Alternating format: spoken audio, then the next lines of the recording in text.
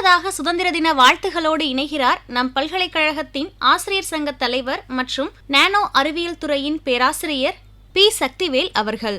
அனைவருக்கும் வணக்கம்.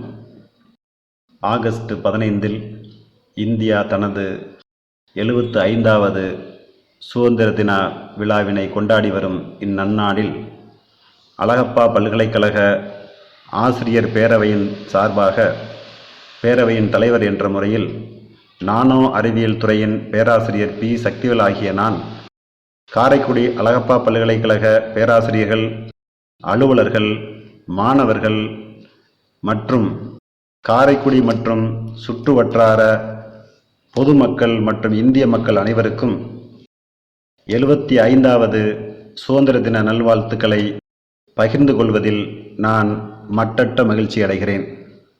சுதந்திர தினமாம் தேசிய கொடியை தூசி தட்டி எடுத்து இரத்தம் சிந்தியவர்களை பற்றி சத்தம் போட்டு முழங்கிவிட்டு பின்பு இனிப்பு வழங்கி அருமையாக சுதந்திர தினத்தை கொண்டாடிவிட்டு அத்துடன் மறந்து போவதுதான் சுதந்திரமா?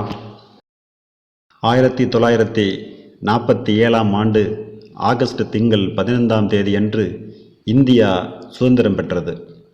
கடந்த 1947ஆம் ஆண்டு ஆங்கிலேய ஆட்சியரிடமிருந்து இந்தியா சுதந்திரம் பெற்றதும் காலனி ஆதிக்கத்தில் இருந்து தன்னை விடுவித்ததும் இந்நாளில்தான். இந்த சுதந்திரத்தை அடைய இடைவிடாத உழைப்பும் கொடுங்கொன்மைக்கு எதிராக இந்தியா தனது சுதந்திரத்திற்காக சுமார் ஒரு சதாப்த காலம் போராடியது. சுதந்திரம் வாங்கி தந்த தலைமுறைக்கு நாம் அனைவரும் கைகோர்த்து வணங்குவோம். இன்றைக்கு நம் மனம் பயமின்றி வானத்தில் தலை நிமிர்ந்து நிற்கிறது. காலனி ஆதிக்கத்திலிருந்து விடுபட்டது மட்டுமின்றி நமது தேசத்திற்கும் புத்துயிர் அளித்தது. இந்தியாவை ஒரு புரட்சி மூலம் மீட்டெடுத்தோம். இந்தியா தனது பண்டைய கலாச்சாரத்தில் வைத்திருக்கும் மதிப்புகள், நடைமுறைகள் இவை அனைத்தும் நாம் அனைவருக்கும் ஒரு முன்மாதிரியாக அமைந்தன. எத்தனை தாய்மார்கள் தங்கள் மகன்களை தியாகம் செய்த காலங்களை நினைத்து பாருங்கள். நாட்டின் போர்க்காலங்களில் இரத்த அடையாளங்கள் பொறிக்கப்பட்டுள்ளன. மக்கள் தங்கள் குடும்பங்களை தியாகம் செய்தார்கள். எத்தனை மகள்கள் தந்தையை இழந்தார்கள். எத்தனை மனைவிகள் இரக்கமின்றி விதவைகளாக்கப்பட்டனர். மக்கள் தாங்க முடியாத காலங்களை நினைத்து பாருங்கள். அங்கு மக்கள் ஆங்கிலேய ஆட்சியர்களின் அடிமையாக மாற வேண்டிய கட்டாயம் ஏற்பட்டது. இன்று இந்திய மக்கள் நிம்மதியாக பெருமூச்சு விடுவதற்கு அன்று நமது தலைவர்கள் போராடிய காலங்கள்தான் காரணம். இந்தியா மிகவும் துடிப்பானதாகவும் தன்னுள் ஒற்றுமையாகவும் இருந்தது. அதன் காரணமாக இந்தியா முழு பிரபஞ்சமும் ஒருமைப்பாடு உள்ள இடமாக இந்தியாவை திரும்பி பார்க்கும் அளவுக்கு தன்னைத்தானே விரிவுபடுத்திக் கொண்டது. அத்தகைய பன்முகத்தன்மை உள்ளது இந்தியா. பல தேச தலைவர்களின் அயராது உழைப்பினால் கிடைக்கப்பெற்றதுதான் இந்த சுதந்திரம் என்னும் சரித்திர வரலாறு. எதிர்கால சந்ததியினர் சுதந்திரத்துடனும் கண்ணியத்துடனும் வாழ வேண்டும் என்பதற்காக பல ஆண்டுகளாக நமது வீரமிக்க தலைவர்கள் வீரத்துடன் போராடினார்கள். சுதந்திர போராட்ட வீரர்கள் தியாகங்களுக்கு முன்னால் நாம் அனைவரும் தலைவணங்குவோம். மாவீரர்களுக்கு வீர வணக்கம் செலுத்துவோம்.